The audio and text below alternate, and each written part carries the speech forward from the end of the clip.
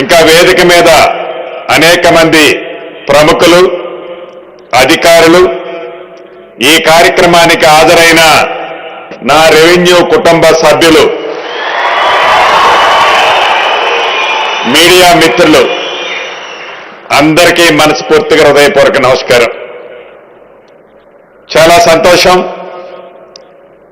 ఆనాడు ఎన్నికల ముందు ఏదైతే మన నాయకులు రాహుల్ గాంధీ గారు కానీ ఆనాటి పిసిసి అధ్యక్షులు ఈనాటి మన ప్రీతమ ముఖ్యమంత్రి గారు రేవంత్ రెడ్డి గారు కానీ ఇప్పటి డిప్యూటీ చీఫ్ మినిస్టర్ గారు ఆనాడు మన ప్రతిపక్ష నాయకులు భట్టి గారు కానీ మేమందరం కానీ మీ దీవెనలతో ప్రజా ప్రభుత్వం ఏర్పడి ఇందిరమ్మ రాజ్యం వచ్చిన తర్వాత అర్ధరహితంగా ఆనాటి ప్రభుత్వం అర్ధరాత్రి తీసుకొచ్చిన ఏ చట్టం రెవెన్యూ చట్టాన్ని తీసుకొచ్చి ప్రజలను ఇబ్బంది పెట్టిందో ధరణి అనే ఒక భయంకరమైన భూతాన్ని ప్రజలకి ఇబ్బంది కలగకుండా దాన్ని అరేబియా మహాసముద్రంలో వేస్తామని చెప్పిన మాట ప్రకారం సముద్రంలో వేయటమే ముఖ్యం కాదు, అర్ధరాత్రి ఆనాటి ప్రభుత్వంలాగా ప్రజలకు ఉపయోగకరం కాని చట్టం కాకుండా ప్రజలకి చుట్టములా ఉండే ఒక అద్భుతమైన చట్టాన్ని తీసుకురావాలని గౌరవ ముఖ్యమంత్రి సూచనలతో గౌరవ కేబినెట్ మంత్రుల సూచనలతో అనేక మంది శాసనసభ్యులు పార్లమెంటు సభ్యుల సూచనలతో నిద్రపోని అనేక రాత్రులు అధికారులు చాలా మంది కష్టపడి అద్భుతమైన భూభారతి చట్టం 2025 చట్టాన్ని తీసుకొచ్చి అసెంబ్లీ సాక్షిగా ఆ చట్టాన్ని ఆనాడు తెలంగాణ రాష్ట్ర ప్రజలకి ఒక చట్టంలా తయారు చేసే భాగంలో ఏ ధరణిని ఆనాటి దొరలు తీసుకొచ్చారో ఆ ధరణిలో లోపాలని భవిష్యత్తులో ప్రజలకి తెలియజేసే ఉద్దేశంతో తెచ్చే చట్టాన్ని ఆపాలని అసెంబ్లీ సాక్షిగా వారు చేసిన ప్రయత్నం రాష్ట్ర ప్రజలందరూ చూశారు. దానికి ప్రత్యక్ష సాక్ష్యం గౌరవ స్పీకర్ గారు కూడా ఇక్కడే ఉన్నారు.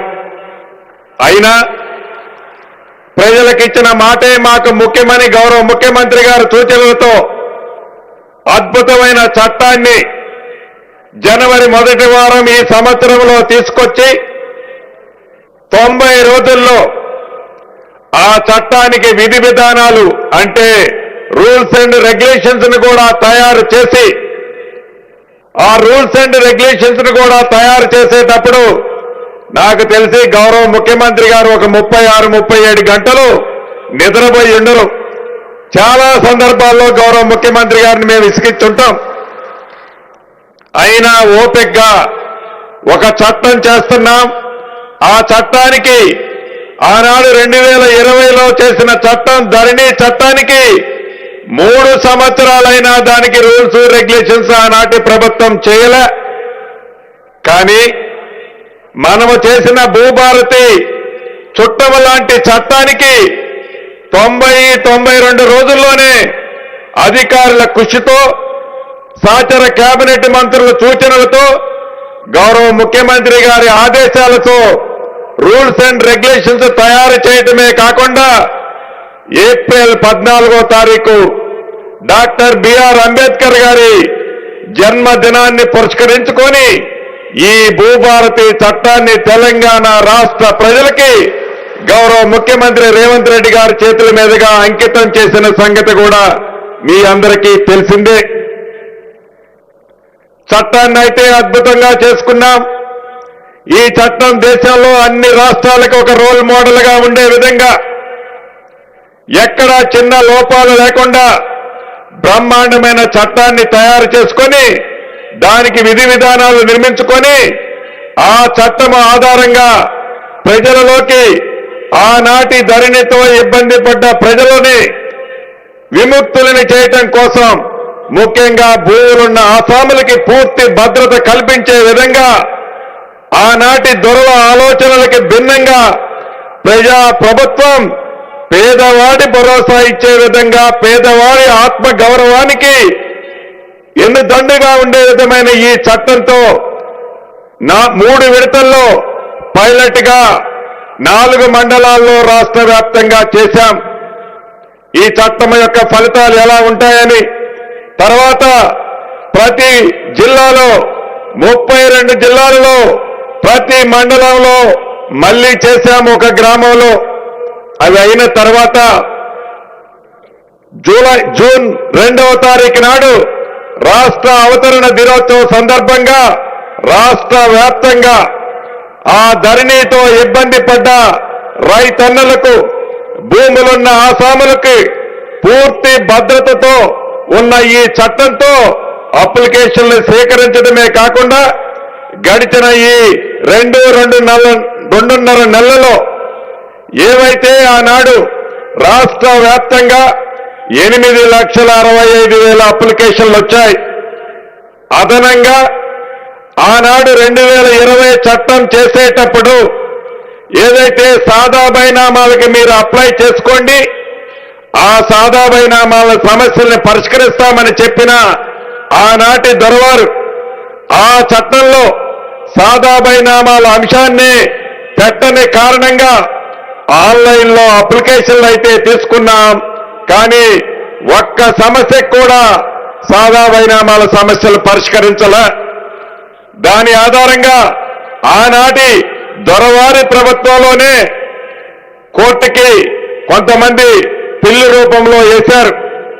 అంటే సాదా బైనామాలకు సంబంధించిన 9,26,000 అప్లికేషన్లతో పాటు 8,65,000 అప్లికేషన్లు మళ్లీ రెగ్యులర్ గా వారి వారి కష్టాలు బాధలకు సంబంధించిన అంశాలు అప్లికేషన్ల రూపంలో ఈ భూభారతి చట్టం వచ్చిన తర్వాత గ్రామానికి రెవెన్యూ అధికారులే ధరణి లాగా చెప్పులు అరిగిందాకా ఎంఆర్ఓ చుట్టూ, ఆర్డీఓ చుట్టూ, అడిషనల్ కలెక్టర్ చుట్టూ, సిసిఎల్ఐ చుట్టూ తిరగకుండా రాష్ట్ర యంత్రాంగం, రెవెన్యూ యంత్రాంగమే గౌరవ ముఖ్యమంత్రి రేవంత్ రెడ్డి గారి సూచనలతో మీ రెవెన్యూ గ్రామానికి మీ ఇంటి వద్దకే రెవెన్యూ అధికారులు పంపించి మీరిచ్చిన 8,65,000 అప్లికేషన్ని ₹1 కూడా ఛార్జీ చేయకుండా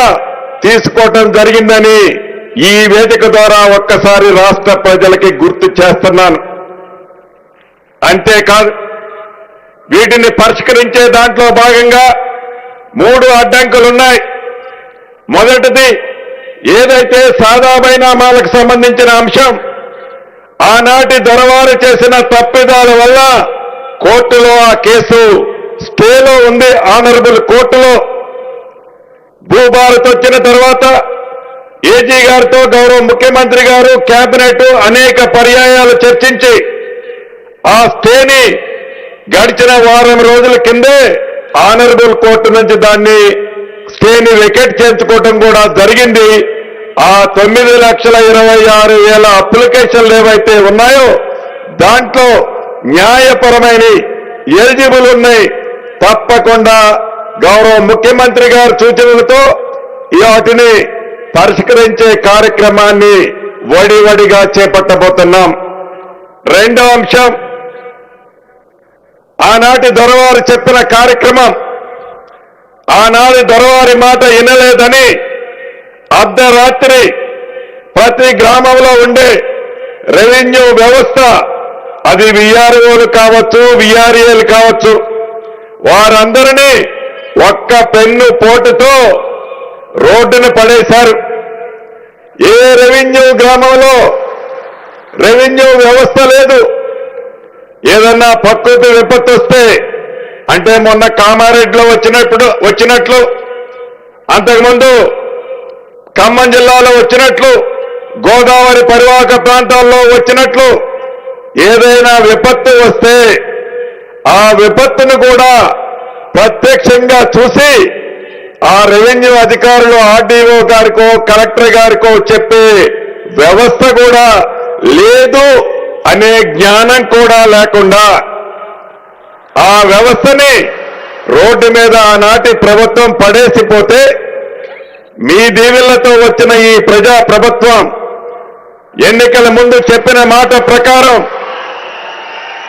రాష్ట్రంలో ఉన్న 10,954 రెవెన్యూ గ్రామాలకు మన ప్రభుత్వం అంటే ఇందిరమ్మ ప్రభుత్వం వచ్చిన తర్వాత రెవెన్యూ అధికారుల్ని ఇస్తామన్న మాట ప్రకారం ఈనాడు క్లస్టర్లుగా చేసి 6,860 క్లస్టర్లు చేసి ఈరోజు గౌరవ ముఖ్యమంత్రి రేవంత్ రెడ్డి గారి చేతుల మీదుగా వారికి సర్టిఫికెట్లు ఇచ్చి ప్రతి రెవెన్యూ గ్రామానికి రెవెన్యూ అధికారిని బాధ్యతాయుతమైన అధికారిని నియమించే కార్యక్రమాన్ని ఈరోజు నెరవేర్చుకోబోతున్నాం. ఇక మూడో అంశం ఒక్కటి ఉంది. ఇందాక సెక్రటరీ గారు చెప్పినట్లు సర్వేర్ల అంశం ఇది పెద్ద సమస్య. ఒక్క హైదరాబాద్ పట్టణంలోనే కాదు, మారుమూల గిరిజన ప్రాంతమైన సీతక్క లాంటి కాన్స్టిట్యున్సీ, ములుగు లాంటి ప్రాంతంలో కూడా ఈ సర్వేల సమస్య తీవ్రమైన సమస్య. గట్టు పంచాయతీలు భూమి ఎక్కువ ఉందని తక్కువ ఉందని, అన్నదమ్ముల పంచాయతీలు ఇతరత్ర అనేక సమస్యలతో ఈ భూ పరిష్కారం భూమి సమస్యలు పేరుకుపోయిన మాట వాస్తవం. దీన్ని ఎలా పరిష్కరించాలన్నది దేశంలోని అనేక రాష్ట్రాలకి మన రెవెన్యూ సిబ్బందిని పంపించి అనేక రాష్ట్రాల్లో ఉన్న మోడల్స్ ను సేకరించి చివరికి ప్రభుత్వ పక్షాన ఈనాడున్న 318 సర్వేర్లకు అదనంగా ఇంకా ఒక 800 చిల్లర సర్వేర్లని గవర్నమెంట్ సర్వేర్లని అపాయింట్ చేస్తూ అదనంగా రాష్ట్ర వ్యాప్తంగా 7,000 మంది లైసెన్స్ సర్వేర్లు కూడా రాబోయే ఉగాది నాటికి రాష్ట్ర ప్రజలకి వాళ్ళను కూడా అంకితం చేయటం జరుగుద్దని కూడా ఈ వేదిక ద్వారా మీకు తెలియజేస్తున్నాను. ఈ 3 సమస్యలతో రాబోయే రోజుల్లో ఒక భూభారతిలో వచ్చిన అప్లికేషన్లే కాదు, సాదా బైనామాల అంశమే కాదు, ఎప్పుడో 30 సంవత్సరాల క్రితం ప్రభుత్వం వివిధ ప్రాజెక్టుల కోసం భూసేకరణ చేస్తే ఆ భూసేకరణ చేసిన భూములు ఇంకా కొన్ని ప్రాంతాలలో రైతుల పేర్లతోనే ఉన్నాయి. వాటిని ఇంకా రైతులు ఆ పానీనకల్లో ఆ పానీలో కొన్ని ప్రాంతాల్లో వారి పేర్లే కనిపిస్తున్నాయి. అంతేకాదు ఈ భూభారతి చట్టం ప్రతి డిసెంబర్ 31వ తారీఖు నాడు జమాబందీ కార్యక్రమం కూడా ఏదైతే సాఫ్ట్వేర్ లో ఉన్న ఈ ప్రింట్ ని హార్డ్ కాపీ ప్రింట్ తీసి ప్రతి రెవెన్యూ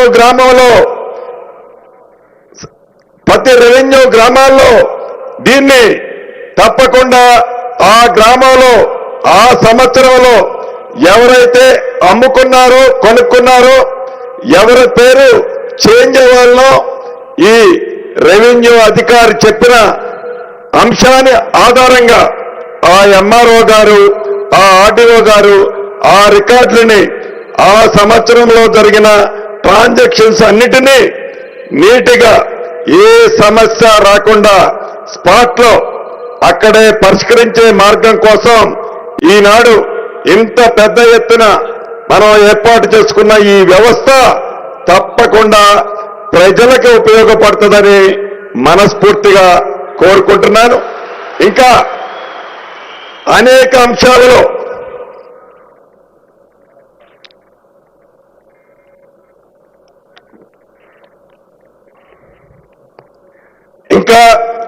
అంశాలలో ఈ జీపీఓలు ఎవరైతే ఈనాడు నియమిస్తున్నామో రాబోయే రోజుల్లో నియమించుకునే సర్వేర్లు కానీ ఇతరత్ర తప్పకుండా ఈ రాష్ట్ర ప్రజలకు, ముఖ్యంగా రైతన్నలకు ఏ ఉద్దేశంతోనైతే ఈ భూభారతి చట్టం అనే చట్టాన్ని తీసుకొచ్చామో తప్పకుండా చుట్టముల రాష్ట్ర ప్రజలందరికీ కూడా ఉపయోగపడే విధంగా ఒక మంచి ఉద్దేశంతో, ఒక మంచి ఆలోచనతో ఈ ప్రజా ప్రభుత్వం, మన ఇందిరమ్మ ప్రభుత్వంలో మనందరం నాతో సహా భాగస్వాములు అయ్యాం. ఈనాడు రెవెన్యూ డిపార్ట్మెంట్ లో మీ అందరితో కలిపి నాతో సహా ఈ వేదిక ద్వారా మనం ఒక సందేశాన్ని రాష్ట్ర ప్రజలకి ఇవ్వాల్సిన అవసరం ఉంది.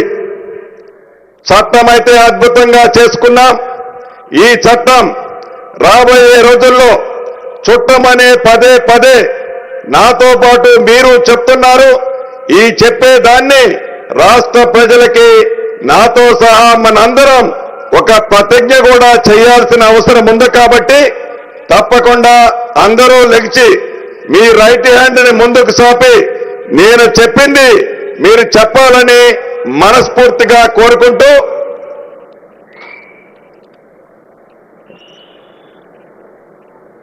గ్రామ పాలన అధికారిగా ప్రజా ప్రభుత్వంలో ప్రజా సేవకు ప్రభుత్వం కల్పించిన ఒక గొప్ప అవకాశం.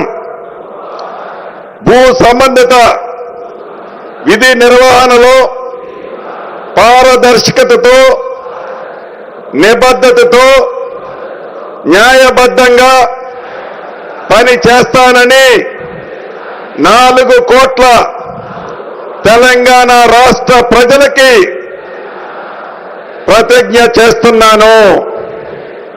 కూర్చోండన్న. కాబట్టి రాష్ట్ర ప్రజలు ఏదైతే ఆశిస్తున్నారో మీ అందరి సహకారంతో, మీ అందరి ఆశీస్సులతో, మీతో పాటు నేను, నాతో పాటు మీరు మన ప్రభుత్వానికి, మన ప్రజా ప్రభుత్వానికి ఎక్కడ చిన్న మచ్చ కూడా రాకుండా ఉండే విధంగా, చిన్న మచ్చ కూడా రాకుండా ఉండే విధంగా మీ అందరి సహాయ సహకారాలు, మీ కృషి కావాలని మనస్ఫూర్తిగా మరొక్కసారి నా కుటుంబ సభ్యులందరినీ కోరుకుంటూ, ఈ అవకాశం ఇచ్చిన మీకు, గౌరవ ముఖ్యమంత్రి గారి